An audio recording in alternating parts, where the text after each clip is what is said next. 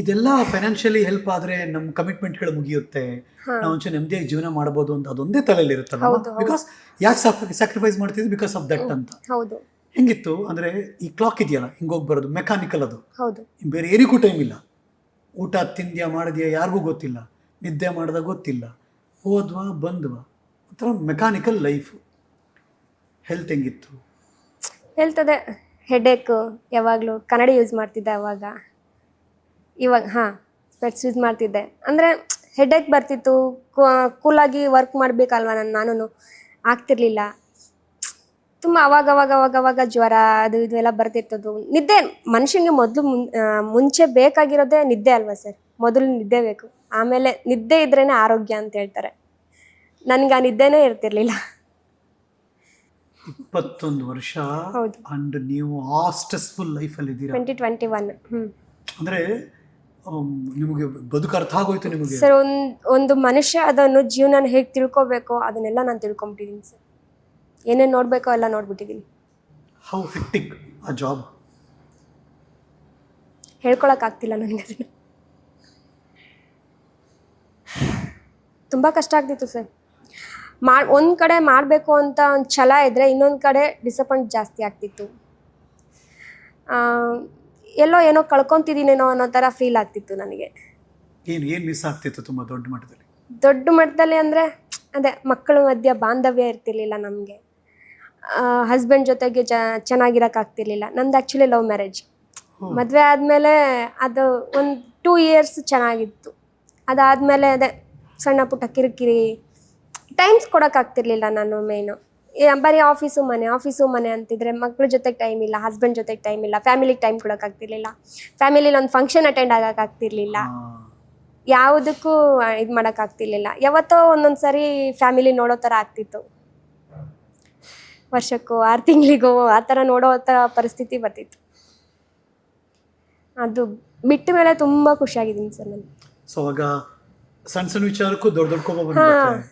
ಸಣ್ಣ ಖುಷಿ. ಆವಾಗ ಅಂದರೆ ತುಂಬ BP ರೈಸ್ ಆಗ್ತಿತ್ತು ನನಗೆ. ಕಿರ್ಚಾಡ್ಬಿಡ್ತಿದ್ದೆ, ಮಕ್ಕಳಿಗೆಲ್ಲ ಹೊಡೆದ್ಬಿಡ್ತಿದ್ದೆ ಹಿಡ್ಕೊಂಡು. ಸ್ವಲ್ಪ ಏನಾದರೂ ಆ ವರ್ಕ್ ಪ್ರೆಸರ್ಗೆ ಒಂದಿನ ಮನೇಲಿದ್ದರೆ ಆ ಪ್ರೆಸರ್ಗೆ ಮನೇಲಿದ್ರೂ ನಮಗೆ ಬಿಡ್ತಿರ್ಲಿಲ್ಲ. ವಿಡಿಯೋ ಕಾನ್ಫರೆನ್ಸ್ ಇದೆ, ಎಮರ್ಜೆನ್ಸಿ ಮೀಟಿಂಗು ಅಟೆಂಡ್ ಮಾಡಲೇಬೇಕು, ಆ ಫೈಲ್ ಕಳಿಸಿ ಈ ಫೈಲ್ ಕಳಿಸಿ, ಬರೀ ಆ ಥರ ಇರೋದ್ರಿಂದ ಏನಾಗ್ತಿತ್ತು ಅಂದರೆ ಮನಸ್ಸಿಗೆ ತುಂಬ ಒಂಥರ ಹಿಂಸೆ ಅನಿಸ್ತಿತ್ತು. ಸೊ ಮನೇಲಿದ್ರೂ ನಮಗೆ ಬಿಡಲ್ವಲ್ಲ, ಇಂಥ ಜೀವನ ನಮಗೆ ಬೇಕಾ ಅನ್ನೋ ಥರ ಒಂಥರ ಫೀಲ್ ಆಗ್ತಿತ್ತು. ಬಟ್ ಅನಿವಾರ್ಯ, ಏನು ಮಾಡೋಕ್ಕಾಗಲ್ಲ, ಮಾಡಲೇಬೇಕು. ನಿಮ್ಮ ಮಾತನ್ನ ಲಕ್ಷಾಂತರ ಜನ ಕೇಳಿಸ್ಕೊತಿರ್ತಾರೆ. ತುಂಬಾ ಜನ ಮಿಡ್ ನೈಟ್ ಎದ್ದು ಕೂತ್ಕೊಂಡು ಲ್ಯಾಪ್ಟಾಪ್ ಓಪನ್ ಮಾಡಿ ಕೆಲಸ ಮಾಡ್ತಿರ್ತಾರೆ, ಟಾರ್ಗೆಟ್ ರೀಚ್ ಆಗಬೇಕು ಅಂತಿರ್ತಾರೆ, ಹೆಲ್ತ್ ಅಪ್ಸೆಟ್ ಆಗಿರುತ್ತೆ, IT ಕಂಪ್ನಿಲಿ ಕೂತ್ ಕೆಲಸ ಮಾಡ್ಬೇಕಾದ್ರೆ ಸ್ಟಿಲ್ ಒದ್ದಾಡ್ತಿರ್ತಾರೆ. ಹೌದು, ನಂದು ಲಾಸ್ಟ್ ಸೈಟಲ್ಲಿ ಏನಾಗ್ತಿತ್ತು ಅಂದ್ರೆ ನಾನು ಹಾಗೆ ಮಾಡ್ತಾ ಇದ್ದೆ. ನಂದು ಶಿಫ್ಟ್ ಇದ್ದಿದ್ದು ಆಫ್ಟರ್ನೂನು 2 o'clock ಮಿಡಲ್ 1 o'clock ಇರ್ತಾ ಇತ್ತು ಶಿಫ್ಟ್. 1 o'clock ಆಲ್ರೆಡಿ ಲಾಗೌಟು 12 o'clock ಆಗ್ತಿತ್ತು. ಲಾಗೌಟ್ 12 o'clock ಮಾಡ್ಕೊಂಡು ಮನೆಗೆ ಹೋಗೋಷ್ಟೊತ್ತಿಲ್ಲಿ ನಾನು 1 o'clock ಆಗಿರ್ತಿತ್ತು. ಆ 1 o'clock ಅಲ್ಲೇ ಲಾಸ್ಟ್ ಸೈಟ್ ನಂದು ಐಕ್ಯದಲ್ಲಿ ವರ್ಕ್ ಮಾಡ್ತಾ ಇದ್ದೆ. ಸೈಟಲ್ಲಿ ವರ್ಕ್ ಮಾಡ್ತಿದ್ದೆ, ಆನ್ ಸೈಟ್ ಬಂದಿದ್ದೆ, ಸೈಟಲ್ಲಿ ವರ್ಕ್ ಮಾಡ್ತಾ ಇದ್ದೆ ನಾನು. ಅವಾಗ ಫೆಸಿಲಿಟಿ ಎಕ್ಸಿಕ್ಯೂಟಿವ್ ಆಗಿ ವರ್ಕ್ ಮಾಡ್ತಾ ಇದ್ದಿದ್ದು ನಾನು. ಅಂದರೆ ಅಲ್ಲಿ ಪ್ರಾಸೆಸ್ ತುಂಬಾ ಇರುತ್ತೆ. ಅಂದರೆ 400 ಜನನ ಮೇಂಟೈನ್ ಮಾಡಬೇಕು ಅಂದರೆ ತುಂಬಾ ಕಷ್ಟ ಅಲ್ವಾ. ಒಂದೇನಾದರೂ ಮಿಸ್ಟೇಕ್ ಆದ್ರೂ ಇಮಿಡಿಯೇಟಾಗಿ ಮೇಲ್ ಬರ್ತಿದ್ರು. ಅದು ಇದ್ದಿದ್ದೆಲ್ಲ ಫಾರಿನ್ ಕ್ಲೈಂಟ್ಸಲ್ಲಿ ಇದ್ದಿತ್ತು. ತುಂಬಾ ತುಂಬ ಅಂದರೆ ಹೇಳೋಕ್ಕಾಗ್ತಿರ್ಲಿಲ್ಲ, ಅಷ್ಟು ಥರ ಇರ್ತಿತ್ತು.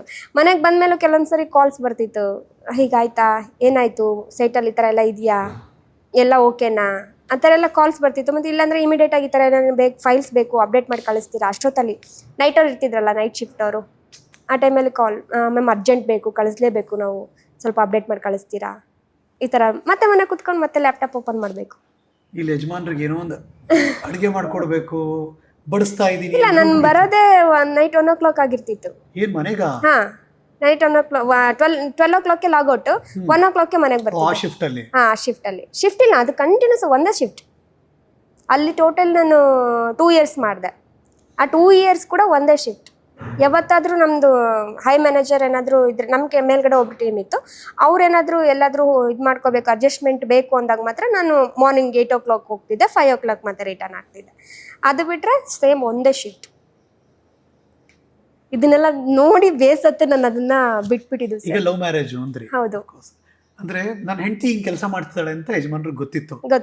ಬಟ್ ಸ್ಟಿಲ್ ಹೆಂಗೆ ಅಂದ್ರೆ ಸಪೋರ್ಟ್ ಮಾಡ್ತಿದ್ರು ಸರ್, ತುಂಬ ಸಪೋರ್ಟ್ ಮಾಡ್ತಿದ್ರು. ಆದ್ರೂ ತಾಳ್ಮೆ ಮೀರ್ತಿತ್ತು. ಹಾಂ, ನಾವು ಇದೇ ವಿಷಯಕ್ಕೆ ಹೋಗಿ ಜಗಳ ಮಾಡ್ಕೊಂಡೆ 3 ಇಯರ್ಸ್ ಇಬ್ರು ಬೇರೆ ಬೇರೆ ಇದ್ವಿ ಸರ್.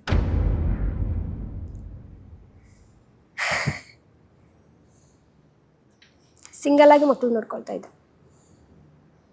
ಯಾರ ಹತ್ರನೂ ಹೋಗ್ತಿರ್ಲಿಲ್ಲ, ಯಾವ ತವ್ರ ಮನೆಗೂ ಹೋಗಲಿಲ್ಲ, ಯಾರ ರಿಲೇಷನ್ನು ನಾನು ಮಾತಾಡ್ತಿರ್ಲಿಲ್ಲ. ನಾನು ಮಕ್ಕಳು 3 ಜನ ಇರ್ತಿದ್ವಿ. ಪುಟಾಣಿ ಕೂಸು. ಹೌದು. ಅವಾಗ ಮಗಾಗೆ ಸೆಕೆಂಡ್ ಸ್ಟ್ಯಾಂಡರ್ಡ್ ಏನೋ ಓದ್ತಿದ್ದ ಚಿಕ್ಕವನು, ದೊಡ್ಡವನು 5th ಸ್ಟ್ಯಾಂಡರ್ಡ್ ಇದ್ದ. ನಾನು 3 ಗಂಟೆ ಅವ್ರ ಮಕ್ಕಳು ಬೆಳಗ್ಗೆ ನಾನು ಟಿಫನ್ ಮಾಡಿಬಿಟ್ಟು ಕಳಿಸ್ಬಿಟ್ಟು ಸ್ವಲ್ಪ ಹೊತ್ತು ಮಲ್ಕೊಂಡು ಮತ್ತೆ 3 ಗಂಟೆಗೆ ಎದ್ದು ಹೋಗ್ತಿದ್ದೆ. ಅವ್ರದ್ದು ಏನೇನೋ ಬಟ್ಟೆ ಇಟ್ಟೆಲ್ಲ ವಾಶ್ ಮಾಡಿಬಿಟ್ಟು ಹಾಕಿ ಹೋಗ್ತಿದ್ದೆ. ಮತ್ತು ಬರುವಾಗ ನಾನು ಅವ್ರಿಗೆಲ್ಲ ಪ್ರಿಪೇರ್ ಮಾಡಿ ಇಟ್ಬಿಟ್ಟು ಹೋಗ್ತಿದ್ದೆ. ನನ್ನ ಮಗಂಗೆ ಸ್ವಲ್ಪ ಗೊತ್ತಾಗ್ತಿತ್ತಲ್ಲ, ಏನೂ ಬಿಸಿ ಮಾಡ್ತಿರ್ಲಿಲ್ಲ. ಏನಾದರೂ ಊಟ ಮಾಡಿಟ್ಬಿಟ್ಟು ಹೋದರೆ ಏನೂ ಬಿಸಿ ಮಾಡ್ತಿಲ್ಲ.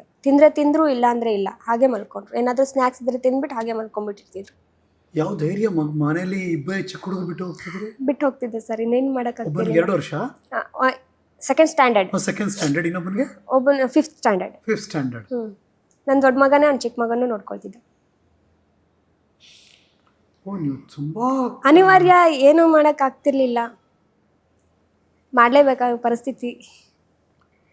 ಸ್ಟ್ರಗಲ್ ಮಾಡಿದ್ದೀನಿ ಸರ್. ನೀವು ಲವ್ ಮ್ಯಾರೇಜ್ ಅಂತ ಹೇಳಿ ಇದನ್ನ ಹೇಳಿದ್ರಲ್ಲ, ನಂಗೆ ಇನ್ನೂ ಆಶ್ಚರ್ಯ ಆಗ್ತದೆ.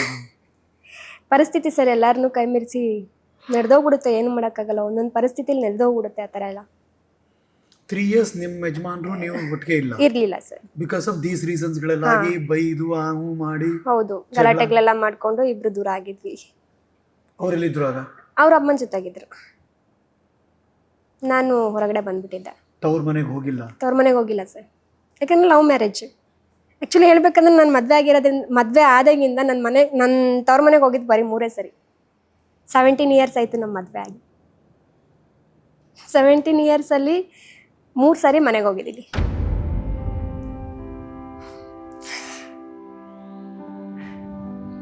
ಅದೇನೋ ಹೇಳ್ತಾರಲ್ವ ಸರ್, ಕೊಟ್ಟೆಣ್ಣು ಕುಲಕ್ಕೆ ಹೊರಗೆ, ಕೆಟ್ಟು ಮತ್ತೆ ಮನೆಗೆ ಹೋಗ್ಬಾರ್ದು ಅಂತ. ನಾನು ತವ್ರ ಮನೆಗೆ ಹೋದ್ರೆ ಅಲ್ಲಿ ಹೆಂಗೆ ಆಡ್ಕೊಳ್ತಾರೋ ಅನ್ನೋ ಒಂದು ಭಯ, ಇಲ್ಲಿದ್ರೆ ಹಿಂಸೆ ಆಗುತ್ತಲ್ಲ ಅನ್ನೋ ಒಂದು ಭಯ. ಅದಕ್ಕೆ ನನ್ನ ನೋವನ್ನ ನನ್ನ ಮಕ್ಳಿಗೆ ಕೂಡ ತೋರಿಸ್ಕೊಳ್ತಿರ್ಲಿಲ್ಲ. ಅವ್ರು ಯಾರು ನಿಮ್ಮ ಟಚ್ಚಲ್ಲಿ ಇರಲಿಲ್ಲ, ಯಾರೂ ಇರಲಿಲ್ಲ. ಯಾರ್ಯಾರು ಅಪ್ಪ ಅಮ್ಮ ಯಾರೂ ನನ್ನ ಟಚ್ಚಲ್ಲಿ ಇರಲಿಲ್ಲ. ಎಲ್ಲ ಇವಾಗ ನನ್ನ ಏಳಿಗೆ ನೋಡ್ಬಿಟ್ಟು ಇವಾಗೆಲ್ಲ ಮಾತಾಡ್ಸ್ತಿರೋದಷ್ಟೆ. ಮನೆಯಿಂದ ಹೊರಗಡೆ ಬಂದಾಗ ನಾನು 0. ಎಟಿಕಲ್ ಕೆಲಸ ಕೊರೋನಾ ಟೈಮ್, ಅವಾಗ ಕೊರೋನಾ ಲಾಕ್ಡೌನ್ ಆಯ್ತಲ್ಲ, ಆ ಟೈಮಲ್ಲಿ ವರ್ಕ್ ಫ್ರಮ್ ಹೋಮ್ ಥರ ಇತ್ತು. ಒಂದು 2 ಮಂತ್ಸ್ ವರ್ಕ್ ಫ್ರಮ್ ಆಯಿತು. ಆಮೇಲೆ ಮ್ಯಾನ್ ಪವರ್ ರೆಡ್ಯೂಸ್ ಆ ಥರ ಎಲ್ಲ ಮಾಡಿದ್ರು. ನಾನು ಅವಾಗ ಕ್ವಿಟ್ ಮಾಡಿಬಿಟ್ಟು ಇದೇ ರಾಮಯ್ಯ ಹಾಸ್ಪಿಟಲ್ ಕೊರೋನಾ ವಾರಿಯರ್ ಆಗಿ ವರ್ಕ್ ಮಾಡ್ತಿದ್ದೆ. ಅಂದರೆ ಅವಾಗ ಹೊರಗಡೆ ಬಂದ್ಬಿಟ್ಟಿದ್ದೆ. ಮಕ್ಕಳು ನೋಡ್ಕೊಳ್ಳೋ ಜವಾಬ್ದಾರಿ ನನ್ನಲ್ಲಿ ಇತ್ತಲ್ವ. ಅದಕ್ಕೆ 1 ತಿಂಗಳು ನನ್ನ ಮಕ್ಕಳನ್ನ ನನ್ನ ಮುಖನೇ ನೋಡಿರಲಿಲ್ಲ. ನನ್ನ ಮಕ್ಕಳನ್ನ ಅನಾಥಾಶ್ರಮದಲ್ಲಿ ಬಿಟ್ಟಿದ್ದೆ. ಇರೋಕ್ಕೆ ಜಾಗ ಇರಲಿಲ್ಲ ಸರ್. ನನ್ನ ಮಕ್ಕಳು ನನ್ನ ಹತ್ರ ಕರ್ಕೊಂಬರ್ಬೇಕು ಅಂದರೆ ಏನಾದರೂ ಒಂದು ಮಾಡಲೇಬೇಕು ನಾನು. ಮಕ್ಳಿಗೊಂದು ಮನೆ ಮಾಡ್ಕೊಂಡು ಇಟ್ಕೋಬೇಕು. ಬೇರೆಯವ್ರ ಮನೇಲಿ ಇರೋಕ್ಕಾಗಲ್ಲ, ಸ್ವಾಭಿಮಾನ. ಯಾವ ರಿಲೇಷನ್ ಮನೆಗೂ ನಾನು ಹೋಗ್ತಿರ್ಲಿಲ್ಲ. ಮಕ್ಕಳು ನಾನು ಇಟ್ಕೋಬೇಕು ಅಂತ ಹೇಳ್ಬಿಟ್ಟು 1 ಮಂತು ಮಕ್ಕಳನ್ನ ಆಶ್ರಮದಲ್ಲಿ ಬಿಟ್ಟಿದ್ದೆ. ಇಲ್ಲೇ ನಾಗದೇನಹಳ್ಳಿ ಇದೆಯಲ್ವಾ, ನಾಗದೇನಹಳ್ಳಿನಲ್ಲಿ ಅಮ್ಮ ಆಶ್ರಮ ಅಂತ ಒಂದು ಆಶ್ರಮ ಐತೆ. ಅಮ್ಮ ಆಶ್ರಮ ಅಲ್ಲ, ಅದು ಒಂದು ಚಿಕ್ಕ ಆಶ್ರಮ, ಚಿಕ್ಕ ಮಕ್ಕಳೇ ಇದ್ದಿದ್ದು. ನನ್ನ ಫ್ರೆಂಡ್ ಮಕ್ಕಳನ್ನ ಅಲ್ಲಿ ಬಿಟ್ಟಿದ್ರು ಅವರು ಅಂತ ಹೇಳ್ಬಿಟ್ಟು ನಾನು ನನ್ನ ಮಕ್ಕಳನ್ನ ಅಲ್ಲಿ ಬಿಟ್ಟಿದ್ದೆ 1 ತಿಂಗಳು. ನಾನು ನನ್ನ ಮಕ್ಕಳ ಹತ್ರ ಹೋಗಿರಲಿಲ್ಲ, ಬರೀ ವಿಡಿಯೋ ಕಾಲಲ್ಲಿ ಮಾತಾಡ್ತಾ ಇದ್ದಿದ್ದು ಅಷ್ಟೇ. 1 ತಿಂಗಳಾದ್ಮೇಲೆ ನಾನು ಅಲ್ಲಿ ಸ್ಯಾಲ್ರಿ ತೊಗೊಂಬಂದ್ಬಿಟ್ಟು ಚಿಕ್ಕದಾಗ ಒಂದು ಮನೆ ಮಾಡಿಕೊಂಡು ಮಕ್ಕಳನ್ನ ಕರ್ಕೊಂಬಂದೆ. ಒಂದು ಹಾಲ್ ಕಿಚನ್ ಥರ ಮಾಡಿಕೊಂಡು 1 ತಿಂಗಳಿಗೆ ಮಕ್ಳಿಗೆ ಅಲ್ಲಿ 10,000 ಕಟ್ಬಿಟ್ಟು ಕರ್ಕೊಂಬಂದಿದ್ದು. ಅನಾಥಾಶ್ರಮಕ್ಕೆ 10,000 ಕಟ್ಟಿ ಮಕ್ಕಳನ್ನ ಕರ್ಕೊಂಬಂದಿದ್ದು ನೋಡ್ಕೊಳ್ಳೋದಕ್ಕೆ. ನಾನು ಸ್ಟೋರಿ ಇದೆ ಇಲ್ಲಿ, ಆದರೆ ಈ ಸ್ಟೋರಿ ಇದೆ ಅಂತ ನಿಜವಾಗ್ಲೂ ಸರ್ ತುಂಬ ಸ್ಟೋರಿ ಇದೆ. ಆದರೆ ಒಂದೊಂದು ಜೀವನ ನಾನೇನಂತ ಅನ್ಕೊತೀನಿ ಅಂದರೆ, ಹಿಂದೆ ಒಂದ್ಸರಿ ಮುಂದೆ ಬಂದಿದ್ದೀನಿ ಅಂದರೆ ಅದನ್ನು ಮತ್ತೆ ತಿರುಗಿ ನೋಡಬಾರ್ದು. ಲೈಫಲ್ಲಿ ಯಾವತ್ತೂ ನೋಡಬಾರ್ದು ಸರ್. ಆ ಲೈಫನ್ನು ಮತ್ತೆ ಹಿಂದೆ ತಿರುಗಿ ನೋಡಿದ್ರೆ ಸತ್ತೋಗ್ಬೇಕು ಅನ್ನೋ ಅಷ್ಟು ಫೀಲ್ ಆಗಿಬಿಡುತ್ತೆ. ಅವಾಗ ಅನ್ಸುತ್ತಾ ಕೂಡ? ಆಗಿದೆ ಸರ್, ತುಂಬ ಸರಿ ಆಗಿದೆ. ಇರೋ ಬದಲು ಸತ್ತೋಗ್ಬಿಡೋಣ, ಮಕ್ಳಿಗೆ ಏನಾದರೂ ಕೊಟ್ಬಿಟ್ಟು ನಾನು ಮಾಡ್ಕೊಬಿಡೋಣ ಅನ್ನೋಂಥ ಆ ಥರ ಯೋಚನೆ ಮಾಡ್ತಿತ್ತು. ಆಮೇಲೆ ಬೇಡ, ಅವ್ರು ಇನ್ನೂ ಬೆಳೆಯೋ ಮಕ್ಕಳು, ನಾವು ಆ ಥರ ನಿರ್ಧಾರ ತೊಗೊಂಡ್ಬಿಟ್ರೆ ನನ್ನನ್ನು ತಪ್ಪಾಗಿ ನೋಡ್ಕೊಬಿಡ್ತಾರೆ. ಆಮೇಲೆ ಜಗತ್ತು ಯಾರು ಹೇಗಿರ್ತಾರೆ ಅಂತ ನೋಡಲ್ಲ, ನನ್ನನ್ನು ತಪ್ಪು ತಿಳ್ಕೊಂಬಿಡ್ತಾರೆ. ನಾನು ಇವಾಗ ಸತ್ತೋಗ್ಬಿಟ್ಟೆ ಅಂತಂದ್ರೆ ನನ್ನನ್ನು ತಪ್ಪು ತಿಳ್ಕೊಂಡು ಅವಳೇನೋ ಮಾಡಿದ್ಲಿರ್ಬೇಕು ಅದಕ್ಕೆ ಸತ್ತೋದ್ಲು ಬಿಡು ಆ ಥರ ಅನ್ಕೊಂಡ್ಬಿಡ್ತಾರೆ. ಅದಕ್ಕೆ ನಾನು ಗಟ್ಟಿ ನಿರ್ಧಾರ ತಗೊಂಡು ಏನಾದರೂ ಆದರೂ ಪರವಾಗಿಲ್ಲ, ಸ್ವಿಗ್ಗಿ ಡೆಲಿವರಿ ಮಾಡಿದ್ದೀನಿ, ಝೊಮೊಟೋನ ಮಾಡ್ಕೊಂಡಿದ್ದೀನಿ. ಲಾಸ್ಟಿಗೆ ಇದರಲ್ಲಿ ರಮಯದಲ್ಲಿ ವರ್ಕ್ ಮಾಡಿಕೊಂಡೆ ಸ್ವಿಗ್ಗಿ ಝೊಮೊಟೊ ಮಾಡ್ತಿದ್ದೆ. ಅಲ್ಲಿ ಕೊರೋನಾ ವಾರಿಯರಾಗಿ ವರ್ಕ್ ಮಾಡ್ತಾ ಇದ್ದೆ. ರಮಯದಲ್ಲಿ ಪೇಷಂಟ್ ಕೇರಿಂಗ್ ಮಾಡ್ತಿದ್ದೆ, ಮತ್ತು ಸೂಪರ್ವೈಸಿಂಗ್ ಮಾಡ್ತಿದ್ದೆ, ಎಲ್ಲ ನೋಡ್ಕೊಳ್ತಾ ಇದ್ದೆ. ಅದೆಲ್ಲ ಒಂದು 2 months ಮಾಡಿದೆ. ಅದಾದಮೇಲೆ ಆಯ್ಕೆದೆ ಅವಾಗ ತಾನೇ ಕನ್ಸ್ಟ್ರಕ್ಷನ್ ಬಿಲ್ಡಿಂಗ್ ಇತ್ತು. ಕನ್ಸ್ಟ್ರಕ್ಷನ್ ಆಗಬೇಕಾದ್ರೆ ನಾನು ಇಂಟರ್ವ್ಯೂ ಕೊಟ್ಟಿದ್ದೆ ಅಲ್ಲಿಗೆ. ಆಮೇಲೆ ಸೆಲೆಕ್ಟ್ ಆಯಿತು, ಆರಾಮಾಗಿ ಕುತೂಹಲದ ಪ್ರಶ್ನೆ ನಂದು. ಈಗ ಪ್ರೀತಿ ಮಾಡಿದಾಗ ಎಲ್ಲ ಕಷ್ಟ ಸುಖಗಳೆಲ್ಲ ನೋಡಿ ಒಟ್ಟಿಗೆ ಇರ್ತೀವಿ ಅಂತಾನೆ ಇರುತ್ತೆ. ಹೌದು, ಎಲ್ಲೋ ಹೆಂಡತಿಗೆ ಈ ಥರ ಕಷ್ಟ ಆಯಿತು, ಏನೋ ಒದ್ದಾಡ್ತಿದ್ದಾಳೆ ಅವಳು ಅಂದಾಗ ಏನು ಗಂಡ ಏನು ಅರ್ಥ ಮಾಡ್ಕೊಂಡ್ರು ಆಗ? ಸರ್ ಅವಾಗ ಅಂದರೆ ಮಿಸ್ಅಂಡರ್ಸ್ಟ್ಯಾಂಡಿಂಗ್ ಆಗೋ ಅಂತ ಒಂದು ಪರಿಸ್ಥಿತಿ ಬರುತ್ತೆ ಯಾವತ್ತಾದರೂ. ನಮ್ಮ ಜೀವನದಲ್ಲಿ ಅದೇ ಥರ ಮಿಸ್ಅಂಡರ್ಸ್ಟ್ಯಾಂಡಿಂಗ್ ಬಂತು. ಮಿಸ್ಅಂಡರ್ಸ್ಟ್ಯಾಂಡಿಂಗ್ ಬಂದಾಗ ಅದೇ ಹೇಳ್ಕೊಳಕ್ಕಾಗಲ್ಲ, ಅಷ್ಟೊಂದು ಒಂಥರ ಬೇಸತ್ತು ಹೋಗಿದ್ದೀವಿ ಜೀವನದಲ್ಲಿ ನಾವು. ಅವ್ರಿಗೂ ನನ್ನ ಮೇಲೆ ಕೋಪ ಇತ್ತು, ನನಗೂ ಕೋಪ ಇತ್ತು. ಇಬ್ಬರು ಕೋಪ ಡಿವೈಡ್ ಆಗೋ ಥರ ಮಾಡ್ತೀವಿ. ಡಿವೋರ್ಸರ್ಗೂ ಹೋಗಿ ಬೇಡ ಮಕ್ಕಳು ಲೈಫು ಅಂತ ಹೇಳ್ಬಿಟ್ಟು ಮತ್ತೆ ಜೊತೆಗಿದ್ದೀವಿ ಸರ್. ತುಂಬ ಖುಷಿಯಾಗಿದ್ದೀವಿ ಇವಾಗ. ಈ ಲಾಸ್ಟ್ ಮಾತಿದೆಯಲ್ಲ, ಡಿವೋರ್ಸ್ ತನಕ ಹೋಗಿ 3 ವರ್ಷ ಜೊತೆಗಿಲ್ಲ, ಕಷ್ಟಪಟ್ಟು ನೋಡ್ಕೊಂಡ್ರು ಮಕ್ಕಳನ್ನ, ಅದಾದ್ಮೇಲೆ ಇವಾಗ ಖುಷಿಯಾಗಿದ್ದೀವಿ. ತುಂಬ ಖುಷಿಯಾಗಿದ್ದೀವಿ ಸರ್ ಇವಾಗ. ಇದೆಲ್ಲದಕ್ಕೂ ಕಾರಣ ಡ್ರೈವಿಂಗ್ ಫೀಲ್ಡ್. ಈಗ ಇವಾಗ ಅವಾಗ ಹಂಗಾಗಿದ್ದಕ್ಕೆ ಕಾರಣ IT ಫೀಲ್ಡ್ ಅನ್ಕೊಂಡ್ರೆ ಟೈಮ್ಲೆಸ್ ಜಾಬ್. IT ಕಂಪನಿಯ ಕೆಲಸ ಅಂದರೆ ನೆಮ್ಮದಿ ಇಲ್ಲದೆ ಇರೋ ಜೀವನ. ಇದು ನೇತ್ರ ಅವರ ಅನುಭವ. ನಿಜ ಸರ್. ಹಾಗಾಗಿ ನಾವೆಲ್ಲರೂ ಆಶ್ಚರ್ಯವಾಗಿ ಈ ಥರದೆಲ್ಲ ಕ್ರಾಸ್ ಮಾಡಿರೋ ಹುಡುಗಿ ಹೆಂಗಿದ್ದಾರೆ ಇವರು ಅಂತ ನನಗೆ ಭಾಳ ಕುತೂಹಲ ಇತ್ತು. ಬಟ್ ಇಷ್ಟೊಂದೆಲ್ಲ ಸ್ಟೋರಿ ಇದೆ ಅಂತ ನನಗೆ ಗೊತ್ತಿರಲಿಲ್ಲ, ಈಗಲೇ ಗೊತ್ತಾಗ್ತಿರೋದು ನನಗೆ. ಸರ್ ಒಂದೊಂದು ಆರ್ಟಿಕಲ್ ಬಂದಾಗ ನನ್ನ ಫ್ರೆಂಡ್ಸು ಕಳಿಸ್ತಾ ಇದ್ರು, ಸಾಧನೆ ಅಂದರೆ ಇದು. ನನ್ನದು ಮೆಸೇಜ್ ಇದೆ, ನಿಮ್ಗೆ ತೋರಿಸ್ತೀನಿ. ಸಾಧನೆ ಮಾಡಿದರೆ ಈ ಥರ ಮಾಡಬೇಕು, ಒಂದು ದಿನದಲ್ಲಿ ನೀನು ವೈರಲ್ ಆಗಿದೆಯಾ ಅಂತಂದರೆ ನೀನು ತುಂಬ ಗ್ರೇಟ್ ಅಂತ ಹೇಳ್ಬಿಟ್ಟೆಲ್ಲ ಮೆಸೇಜ್ ಹಾಕಿದ್ದಾರೆ ತುಂಬ ಫ್ರೆಂಡ್ಸ್ ಎಲ್ಲ. ನನಗೆ ಖುಷಿ ಅನಿಸುತ್ತೆ ಸರ್ ಮಾಡಬೇಕಂದ್ರೆ. ಬಟ್ ಆ ಸಾಧನೆ ಹಿಂದಿರುವ ತಾಳ್ಮೆ. ನಾನು ಇನ್ನೊಂದು ಮಾತಾಡ್ಬೇಕು ಸರ್, ನಮ್ಮ ಆಟೋ ಡ್ರೈವರ್ಸ್ ಎಲ್ಲ ಹೇಳ್ತಾರೆ ನಾವು ಡೈಲಿ 1000 ದುಡಿಯೋದು ಕಷ್ಟ ಅಂತದ್ರಲ್ಲಿ ಇವ್ರು 60,000. ತುಂಬಾ ಕಮೆಂಟ್ಸ್ ಎಲ್ಲ ಓದಿದ್ದೀನಿ, ಕಮೆಂಟ್ಸ್ ಎಲ್ಲ ಓದಿದ್ದೀನಿ. ನಾವು ದುಡಿಯೋದ್ರಲ್ಲಿ ನಮ್ ಜೀವನ ನಡಕ್ಕೆ ಆಗಲ್ಲ, ಇವ್ರು 60,000 ದುಡಿತಾರಂತೆ ಸುಮ್ನೆ 4 ದಿನದ್ದು ಅಂತೇಳಿ. ನಾನು ಈ ಫೀಲ್ಡಿಗೆ ಬಂದು ಇವಾಗ 5ನೇ ವರ್ಷ ರನ್ನಿಂಗ್ ಆಗ್ತಾ ಇದೆ, 4-5 ವರ್ಷ ರನ್ನಿಂಗ್ ಆಗ್ತಾ ಇದೆ. ಒಂದು ದಿನ ನನ್ಗೆ ಯಾವತ್ತೂ ಅನ್ಸಿಲ್ಲ ನಾನು ಈ ಕೆಲ್ಸಕ್ಕೆ ಬಂದು ನಾನು ತಪ್ಪು ಮಾಡಿಬಿಟ್ಟೆ ಅಂತ ನನ್ಗೆ ಯಾವತ್ತೂ ಅನ್ಸಿಲ್ಲ. ಯಾಕೆ ಅಂದರೆ ಸರ್ ನಾವೇನೇ ಮಾಡ್ತೀವಿ ಅಂದ್ರೂ ಒಂದು ಟಾರ್ಗೆಟ್ ಇರಬೇಕು. ಫಸ್ಟ್ ನಮ್ಮ ಮೈಂಡಲ್ಲಿ ಟಾರ್ಗೆಟ್ ಇಟ್ಕೊಂಡು ನಾವು ಕೆಲಸ ಏನೋ ಮಾಡ್ತೀವಲ್ಲ ಅಂತ ಬೇಜವಾಬ್ದಾರಿಯಿಂದ ಕೆಲಸ ಮಾಡಬಾರ್ದು. ನನಗಿವಾಗ ಅನಿವಾರ್ಯ, ನಾನು ಮಾಡಬೇಕು. ಡೈಲಿ ಅಂತ ಟಾರ್ಗೆಟ್ ಇಟ್ಕೊತೀನಿ. ನಾನು ಎಷ್ಟೊತ್ತಿಗೆ ಹೋಗ್ತೀನಿ, ಎಷ್ಟೊತ್ತು ಬರ್ತೀನಿ ಅನ್ನೋದು ನನಗೆ ಮುಖ್ಯ ಇಲ್ಲ. ನನ್ನ ಟಾರ್ಗೆಟ್ ಇದೆ, ಆ ಟಾರ್ಗೆಟ್ ಮುಗಿಸ್ಕೊಂಡು ನಾನು ಮನೆಗೆ ಬರ್ತೀನಿ. ಇದಕ್ಕೆ ನನ್ನ ಹಸ್ಬೆಂಡ್ ಕೂಡ ತುಂಬ ಸಪೋರ್ಟ್ ಮಾಡ್ತಾರೆ. ಆಟೋ ನಿಮ್ಮದೇ? ಆಟೋ ನಮ್ಮದೇ. ಓಕೆ, ಅದು ಗ್ಯಾಸ್ CNG ದಾ ಅಥವಾ CNG auto? CNG. Okay, tell me, ಸುಮ್ಮನೆ ಜನರಲ್ ಕೇಳ್ತೀನಿ, ಅರ್ಥ ಆಗ್ಲಿ ಎಲ್ಲರಿಗೂ, ಆಟೋ ಓಡಿಸೋರ್ಗೆಲ್ಲ ಅರ್ಥ ಆಗ್ಲಿ, ಅಥವಾ ಇನ್ಯಾರೋ ಹಿಂಗೂ ಪ್ಲಾನ್ ಮಾಡ್ಬೋದಲ್ಲ ಅಂತ ಅನ್ಕೊಳ್ಳಿ ಅವ್ರಿಗೆ. ಟೆಲ್ ಮಿ, ದಿನಕ್ಕೆ ಸಾಮಾನ್ಯ ನಾರ್ಮಲ್ ಡೇಸ್ ಎಷ್ಟೊತ್ತಿಗೆ ತೆಗಿತೀರಾ ಆಟೋ? ಸರ್ ನಾನು ರೆಗ್ಯುಲರ್ ಆಗಿ ಮಾರ್ನಿಂಗ್ 3 o'clock ಗಾಡಿ ತೆಗಿತೀನಿ. ಬೆಳಗಿನ ಜಾವ? ಹೌದು, 3 ಗಂಟೆಗೆ. 3 ಗಂಟೆ ಗಾಡಿ ತೆಗಿತೀನಿ. ರೂಢಿ ಆಗ್ಬಿಟ್ಟಿದ್ದೀರಿ 3 ಗಂಟೆ ಅಭ್ಯಾಸ ಆಗ್ಬಿಟ್ಟಿದೆ ಸರ್.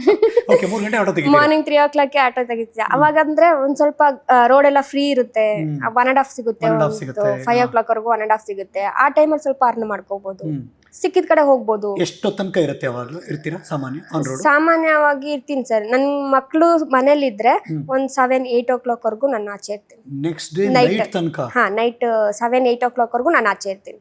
15 hours minimum. ಸೆಂಟ್ರಲ್ಲಿ ಒಂದು ಯಾವಾಗ 1-3 o'clock ವರೆಗೂ ನಮಗೆ ಡ್ಯೂಟಿ ಸಿಗಲ್ಲ. ಆ ಟೈಮಲ್ಲಿ ಎಲ್ಲಾದ್ರೂ ಕೆಳಗಡೆ ಸೈಡಲ್ಲಿ ನೆರಳಲ್ಲಿ ಹಾಕೊಂಡು ಸ್ವಲ್ಪ ರೆಸ್ಟ್ ಮಾಡ್ಕೊಂತೀನಿ. ಆ ಥರ. ಓಕೆ, ನಿಮ್ಮ ಟಾರ್ಗೆಟ್ ಏನು ಡೈಲಿ? ನನ್ನ ಟಾರ್ಗೆಟ್ 2,500 ಸರ್ ಡೈಲಿ. ಪ್ರತಿದಿನ 2,500 ನಾನು ಸಂಪಾದನೆ ಮಾಡಬೇಕು. 2,000 ನನ್ನ ಕಮಿಟ್ಮೆಂಟಿಗೆ ಎತ್ತಿಡಬೇಕು, 500 ರೂಪಾಯಿದಲ್ಲಿ ಗ್ಯಾಸ್ ಹಾಕೋಬೇಕು, ಮನೆ ಖರ್ಚು ಮಾಡಬೇಕು. ನಂದಿದು ಟಾರ್ಗೆಟ್ ಸರ್. ಆ ಟಾರ್ಗೆಟ್ ಮುಗಿಸ್ಕೊಂಡು ಮನೆಗೆ ಬರ್ತೀನಿ. ಟಾರ್ಗೆಟ್ ಅಚೀವ್ ಮಾಡೇ ಮಾಡ್ತೀರಾ? ಹಾಂ, ಇವತ್ತು ನಾನು ಅದನ್ನ ಟಾರ್ಗೆಟ್ ಕಂಪ್ಲೀಟ್ ಮಾಡಿಲ್ಲ ಅಂದ್ರೆ ನಾಳೆ, ಇವತ್ತಿಂದ ನಾಳೆ 2 ಕಂಪ್ಲೀಟ್ ಆಗೋವರೆಗೂ ಮನೆಗೆ ಬರಲ್ಲ. ಇದು ಹೆಕ್ಟಿಕ್ ಆಗಲ್ವಾ? ಇದು ಆಗುತ್ತೆ. ಒಂದಿನ ನಾನು ಟ್ರಸ್ಟ್ ಇದು ಮಾಡ್ಕೊಂಡ್ರೆ ನಾಳೆ ಮತ್ತೆ ನಾನು ಈಸಿಯಾಗಿ ಮಾಡ್ಬೋದಲ್ವಾ? ಇವತ್ತೇನಾದ್ರು 3 ಆಗ್ಬಿಟ್ರೆ ನಾಳೆ ಒಂಚೂರು ಆರಾಮಾಗಿ ಸ್ವಲ್ಪ ಮನೇಲಿ. ನಿಮ್ಮ ಟೈಮಿಗೆ ನೀವು ಬಾಸು ಅಂತ? ಹೌದು. ಓಕೆ, ಹಂಗೆ ಇದು ಆ ಥರ.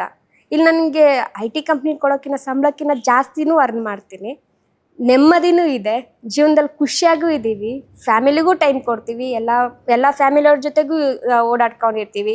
ಊರಿಗೆ ಹೋಗ್ಬೇಕು ಅಂದರೆ ರಜಾ ಹಾಕೊಂಡು ಊರಿಗೂ ಹೋಗ್ತೀವಿ. ನಮ್ಮ ಕಮಿಟ್ಮೆಂಟ್ ಏನಿದೆ ಮತ್ತೆ ನಾವು ಗ್ಯಾಪ್ ಫಿಲ್ ಮಾಡ್ಕೊಳ್ತೀವಿ. ಓ ಹಂಗೆ ಇದು ಹಾ. ಓ ಅದಕ್ಕೆ ಈ ಕೆಲಸ ಇಷ್ಟ ಆಗಿದೆ ಇಷ್ಟ ನಿಮಗೆ. ಆಗಿದ್ದು ಸರ್. ಈಗ ಗಂಡ ಹೆಂಡ್ತಿರಿ ಬೇರೆ ಆದ್ರಿ, ಹಾ. ಒಡಕಿತ್ತು, ಮತ್ತೆ ಪ್ಯಾಚಪ್ ಆಗಿದ್ದಂಗೆ. ಊರಲ್ಲಿ ಒಂದು ಜಾತ್ರೆ ನಡೆಯುತ್ತೆ ವರ್ಷಕ್ಕೊಂದ್ಸರಿ. ನನ್ನ ಮಕ್ಕಳು ನಮ್ಮ ಅತ್ತೆ ಜೊತೆಗೆ ಮಾತಾಡ್ತಿದ್ವಿ, ಕಾಂಟ್ಯಾಕ್ಟ್ ಅಲ್ಲಿ ಇರ್ತಿದ್ವಿ. ನಿಮ್ಮ ಯಜಮಾನ್ರ ಅಮ್ಮ. ಹಾ, ಹಾ. ಅತ್ತೆ ಮಾವನ ಜೊತೆ ಕಾಂಟ್ಯಾಕ್ಟ್ ಅಲ್ಲಿ ಇರ್ತಿದ್ವಿ. ಮತ್ತೆ ನಮ್ಮ ಮನೆಯವರು ಅತ್ತೆ ಮಾವ ಇದಾರಲ್ವಾ, ನಮ್ಮ ಮನೆಯವ್ರ ಸೋದರ ಮಾವ, ಅವ್ರ ಜೊತೆಗೆ ಕಾಂಟ್ಯಾಕ್ಟ್ ಅಲ್ಲಿ ಇರ್ತಿದ್ವಿ. ಇದು ತುಂಬಾ ರೇರ್ ಕೇಸ್ ಇದು. ಲವ್ ಮ್ಯಾರೇಜ್ ಆಗಿ ಗಂಡ ಹೆಂಡತಿ ದೂರ ಆಗಿ 3 ವರ್ಷಗಟ್ಲೆ ಡೈವರ್ಸ್ ತನಕ ಹೋಗಿ ಹೆಂಡತಿ ಗಂಡನ ಅಪ್ಪ ಅಮ್ಮ ಅತ್ತೆ ಮಾವನ ಜೊತೆ ಕ್ಲೋಸ್ ಆಗಿರೋದು. ಅಂದ್ರೆ ಅವ್ರಿಗೆ ಗೊತ್ತಿತ್ತು ನಾನೇನು ಅಂತ ಹೇಳ್ಬಿಟ್ಟು. ನಮ್ಮ ಅತ್ತೆ ಮಾವ ನನಗೆ ಮಗಳಿಗಿನ ಚೆನ್ನಾಗಿ ನೋಡ್ಕೊಳ್ತಿದ್ರು. ನನ್ನ ಅಪ್ಪ ಅಮ್ಮನೂ ಅಷ್ಟು ಚೆನ್ನಾಗಿದೆ ನೋಡ್ಕೊಂಡಿದ್ದಾರೆ ಅಂತ ನಾನು ಹೇಳಲ್ಲ. ಅದು ನಮ್ಮ ಅತ್ತೆ ನಮ್ಮ ಮಾವ ತುಂಬಾ ಸಪೋರ್ಟ್ ಮಾಡ್ತಿದ್ರು, ತುಂಬಾನೇ ಸಪೋರ್ಟ್ ಮಾಡ್ಕೊಂಡು ಬರ್ತಿದ್ರು. ರೇರೆಸ್ಟ್ ಕೇಸ್ಗಳಿಲ್ಲ. ನನಗೆ ತುಂಬಾ ಆಶ್ಚರ್ಯ ಆಗ್ತಿದೆ. ನೋಡೋರು ಅನ್ಕೋತಿರ್ತಾರೆ ಈಗ ಇದು ಯಾವ್ದು ಈ ತರ ಸ್ಟೋರಿ ಇದು ಅಂತ. ಇಲ್ಲ ಸರ್, ನಮ್ಮ ಅಪ್ಪ ಅಮ್ಮಂಗಿನ ಚೆನ್ನಾಗಿ ನೋಡ್ಕೊಂಡಿದ್ದಾರೆ ಸರ್. ಓಕೆ, ಇವಾಗ್ಲೂ ನೋಡ್ಕೊಳ್ತಿದ್ದಾರೆ, ಮುಂದೆನೂ ನೋಡ್ಕೊಳ್ತಾರೆ. Very good. ಹಂಗೆ ಇರ್ಲಿ. ಬಟ್ ಓಕೆ, ಜಾತ್ರೆಗೆ ಹೋದ್ರಿ? ಅವರು ಇಲ್ಲ, ನಾನು ಹೋಗ್ಲಿಲ್ಲ. ಅವರು ಮಕ್ಕಳು, ನಾನು ಹೋಗ್ತಿರ್ಲಿಲ್ಲ. ನಾನು ಅವ್ರಿಗೂ ನಮ್ಮ ಮನೆಯವ್ರ ನಾನು ನೋಡ್ಬೇಕಾಗುತ್ತೆ. ಮುಖ ನೋಡಿಲ್ಲ ಇಲ್ಲ ಮನೆಯವ್ರದ್ದು. ಅವರು ಫೋನ್ ಮಾಡಿಲ್ಲ? ಇಲ್ಲ, ತುಂಬಾ ಫೋನ್ ಮಾಡ್ತಿದ್ರು. ನಾನು ಅವಾಯ್ಡ್ ಮಾಡ್ತಿದ್ದೆ, ಕಾಲ್ ರಿಸೀವ್ ಮಾಡ್ತಿದ್ದೆ. ಇಲ್ಲ, ನಾನೇ ಬಿಟ್ಟು ಬಂದಿದ್ದು, ಅವ್ರು ಬಿಟ್ಟು ಹೋಗಿರ್ಲಿಲ್ಲ, ನಾನೇ ಬಿಟ್ಟು ಬಂದಿದ್ದು. ಇದು ಯಾವ್ದ್ರಿ ಮೇಡಮ್ ಇದು? ಹಿಂಗ್ ಟ್ವಿಸ್ಟ್ ಕೊಡ್ತೀರಾ ನನಗೆ? ಸ್ಕ್ರೀನ್ ಪ್ಲೇ ಎಲ್ಲ ಫುಲ್ ಚೇಂಜ್ ಇದೆಯಲ್ಲ ಇದು. ನಿಮಗ್ ನನ್ನ ಗಂಡ ಬೇಡ ಅಂತ ಬಿಟ್ಟು ಬಂದ್ರ? ಜಗಳ ಆಡಿದ್ದಕ್ಕೆ ಫುಲ್ ಜಗಳ ಮಾಡ್ಕೊಂಡು ಈ ಜೀವನನೇ ಬೇಡ ನನಗೆ ಅಂತ ನನ್ನ ಮಕ್ಕಳನ್ನ ಕರ್ಕೊಂಡ್ ಬಂದ್ಬಿಟ್ಟಿದ್ದೆ. ನಿಮ್ ಗಂಡನ್ ಬಿಟ್ಟು ಬಂದ್ಬಿಟ್ರಿ ನೀವು? ಬಂದ್ಬಿಟ್ಟಿದ್ದೆ. ಅವರಲ್ಲೇ ಇದ್ರು? ಆದ್ರೂ ಅತ್ತೆ ಮಾವನ ಜೊತೆ ಕಾಂಟ್ಯಾಕ್ಟ್ ಇತ್ತು. ಓಕೆ, ಸರಿ. ಅವರೆಲ್ಲ ನನ್ನ ಎಳಗೆಲ್ಲ ನೋಡ್ತಿದ್ರು ಎಲ್ಲಾನು. ಬಟ್ ಆದ್ರೂ ಅವ್ರ ಹತ್ರ ಯಾರ ಹತ್ರ ನಾನು 1 ರೂಪಾಯಿ, ನನ್ ಕಷ್ಟ ಇದೆ ಕೊಡಿ ಅಂತ ನಾನು ಯಾರ ಹತ್ರ 1 ರೂಪಾಯಿ ಕೇಳಿರ್ಲಿಲ್ಲ. ನನ್ನ ಜೀವನಕ್ಕೆ ಏನ್ ಬೇಕು ನಾನೇ ಮಾಡ್ಕೊಳ್ತಾ ಇದ್ದೆ. ಅದೆಲ್ಲ ಆಯ್ತು. ಒಂದ್ ದಿನ ಅದೇ ಜಾತ್ರೆ ಬಂತಲ್ವಾ, ಫಸ್ಟ್ ಇಯರ್ ಜಾತ್ರೆ ಕಳಿಸ್ದೆ, ಕ್ಯಾಶುವಲ್ ಆಗಿ ಮಕ್ಳು ಮನೆಗೆ ಬಂದ್ರು. ಮತ್ತೆ ಸೆಕೆಂಡ್ ಇಯರ್ ಕಳಿಸ್ದೆ, ಕ್ಯಾಶುವಲ್ ಆಗಿ ರಜೆಗೆ ಕಳಿಸ್ಬಿಡ್ತಿದ್ದೆ. ಬೇಸಿಗೆ ರಜೆ ಬಂತು ಅಂದ್ರೆ ಮಕ್ಳನ್ನ ಕಳಿಸ್ಬಿಡ್ತಿದ್ದೆ. ಆ ಟೈಮಲ್ಲಿ ನಾನೇನಾದ್ರೂ ಇಲ್ಲಿ ಸ್ವಲ್ಪ ಸಂಪಾದನೆ ಮಾಡ್ಕೋಬೋದಲ್ವಾ, ಏನಾದ್ರು ಸುಮೋಟೋ ಸ್ವಿಗ್ಗಿ ಝೊಮ್ಯಾಟೋ ಐಡಿಯಾ, ಅಲ್ಲಿ ವರ್ಕ್ ಮಾಡ್ಕೊಂಬಂದು ಇಲ್ಲಿ ಮಾಡ್ಕೋಬೋದಲ್ವಾ ಅನ್ನೋ ತರ ನನ್ನ ಮಕ್ಳನ್ನ ಕಳಿಸ್ತಿದ್ದೆ. ಸ್ವಲ್ಪ ವರ್ಕ್ ಮಾಡ್ಕೊಂಡು ಅವ್ರು ಮತ್ತೆ ನಾನು ಸ್ಕೂಲ್ ಅಡ್ಮಿಷನ್ ಎಲ್ಲ ಮಾಡ್ಬೇಕಲ್ವಾ ಅವ್ರು ಬಂದಿದ ತಕ್ಷಣ. ಸೊ ಒಬ್ಬರೇ ಮ್ಯಾನೇಜ್ ಮಾಡ್ಕೊಳಕ್ ತುಂಬಾ ಕಷ್ಟ. ಮಕ್ಳಿದ್ರು ಅವ್ರು ನೋಡ್ಕೊಂಡು ನಾನು ಇಲ್ಲಿ ಸ್ಕೂಲ್ಗೆಲ್ಲ ಅಡ್ಮಿಷನ್ ಮಾಡ್ಸಕ್ಕೆ ಅಮೌಂಟ್ ರೆಡಿ ಮಾಡ್ಬೇಕಂದ್ರೆ ತುಂಬಾ ಕಷ್ಟ. ಏನಾದರೂ 2 ವರ್ಕ್ ಮಾಡಿದ್ರೆ ನನಗೆ ಅಲ್ಲಿ ಅಮೌಂಟ್ ಬರುತ್ತೆ ಅನ್ನೋ ಥರ ನಾನು ಫೀಲ್ ಮಾಡ್ಕೊಂಡು ಅವ್ನು ಕಳಿಸ್ತಿದ್ದೆ. ಇಲ್ಲಿ 15 ಡೇಸ್ ಇರ್ತಿದ್ರು, ಅಲ್ಲಿ 15 ಡೇಸ್ ಇರ್ತಿದ್ರು ಲೀವಲ್ಲಿ. ಆ ಹಬ್ಬ ಬಂದಾಗ ಮತ್ತೆ ಅಲ್ಲಿಗೆ ಜಾತ್ರೆ ಆ ಟೈಮಲ್ಲಿ ಅಲ್ಲಿಗೆ ಕಳಿಸ್ತಿದ್ದೆ. 2 ವರ್ಷ ಆರಾಮಾಗಿ ಹೋಗಿ ಬಂದರು ಮಕ್ಕಳು.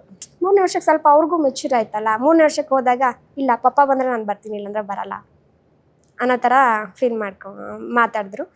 ಅದಾದ್ಮೇಲೆ ನನಗನ್ನಿಸ್ತು, ನಾನು ಇಷ್ಟು ಕಷ್ಟಪಡ್ತಿರೋದೆ ಮಕ್ಳಿಗೋಸ್ಕರ, ಯಾಕೆ ನಾನೇ ಚೇಂಜ್ ಆಗಬಾರ್ದು, ನೋಡೋಣ, ಒಂದು ಚಾನ್ಸ್ ಕೊಟ್ಟು ನೋಡೋಣ.